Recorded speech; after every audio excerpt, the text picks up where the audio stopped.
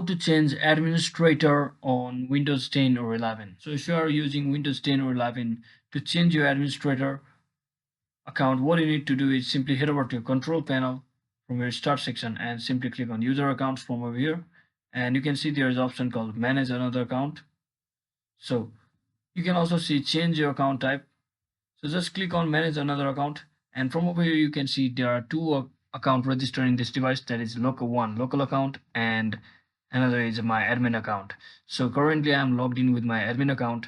So to change your local account or any other account to admin, you just have to simply click on the local account itself and simply click on this change the account type, and from over here you can simply click on this administrator button, and just like that simply click on it, and you have successfully changed your local account to administrator account. And just make sure you sign in with this administrator account once again when you sign in the next time. From over here, as you can see, there's an option to sign in with your just created local account, which we have just converted into administrator account. So that is exactly how you do it, guys. Hope this video was helpful.